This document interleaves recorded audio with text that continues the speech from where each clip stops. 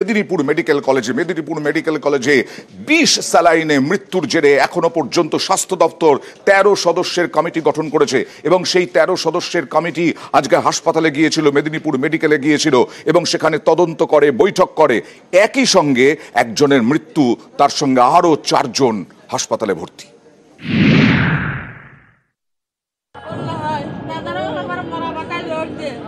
ঘর আলো করে সন্তান এসেছে, কিন্তু তার মা নেই।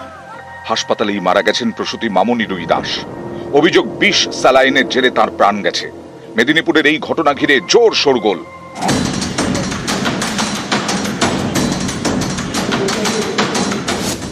বিশ স্যালাইনে প্রসূতি মৃত্যুর ঘটনায় তদন্ত কমিটি গঠন করেছে স্বাস্থ্য ভবন।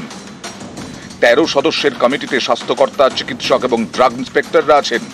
রয়েছেন স্বাস্থ্য দপ্তরের স্টোর ইন্সপেক্টর। কমিটির মাথায় স্বাস্থ্য শিক্ষা দপ্তরের ওএসডি আশিস বিশ্বাস। শনিবার মেদিনীপুর মেডিকেলে যায় এই তদন্ত কমিটি। প্রসূতি বিভাগ, operation theatre, critical care unit ঘুরে দেখেন, স্যালাইনের নমুনা সংগ্রহ করেন। মেদিনীপুর মেডিকেলের চিকিৎসক এবং কর্মীদের সঙ্গেও কথা বলেন।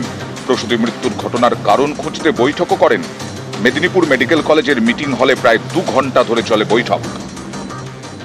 এখান থেকে সবই কালেক্ট করলাম, স্যালাইনের ব্যাচ থেকে আরম্ভ করে কারা কারা ওটিতে ছিল, কতক্ষণ ওটি হয়েছে, পেশেন্টের কন্ডিশন কেমন ছিল, পেশেন্টরা অ্যানিমিক ছিল কিনা, অনেক কিছু হিস্ট্রি নেওয়া হলো, সবই নেওয়া হলো। দেখা যাক, সবই ইনভেস্টিগেশনের মধ্যে আছে। রিঙ্গারল্যাক্টেড নিয়েছি, অন্য ড্রাগও ছিল, ইনজেক্টেবল ওটিতে যেগুলো চলে, স্পাইনাল অ্যানাস্থেসিয়া যেগুলো দেয়, সবই স্ক্যানে আছে, সেগুলো নিয়েছি।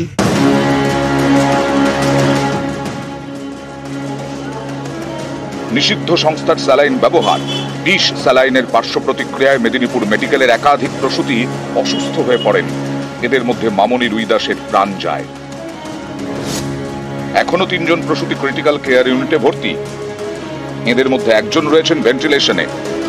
কোনো পর্যন্ত পেশেন্ট পরিবারকে কিছু জানায়নি যে এটা স্যালাইনের পার্শ্ব প্রতিক্রিয়া। বিষাক্ত স্যালাইন কিংবা যে কোনো মেডিসিনের পার্শ্ব প্রতিক্রিয়া থেকে এটা ঘটেছে। আশ্বাস দিচ্ছেন যে আমরা উচ্চতম পর্যায়ের চিকিৎসা আমরা করব, আপনারা আমাদের পাশে থাকুন। মেদিনীপুর মেডিকেলে নিষিদ্ধ সংস্থার ২০ স্যালাইন, প্রসূতির মৃত্যু। এই ঘটনার প্রতিবাদে শুরু বিক্ষোভ। শনিবার দুপুরে বিক্ষোভ দেখায় ডিওয়াইএফআই।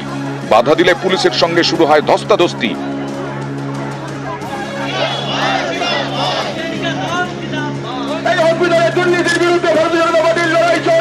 বিকেলে বিক্ষোভ দেখায় বিজেপি। আমরা সমগ্র মেদিনীপুরবাসীকে জানাতে চাই, প্রসূতি মৃত্যুর প্রতিবাদে মেদিনীপুর মেডিকেল চত্বরে মিছিল করে কংগ্রেস।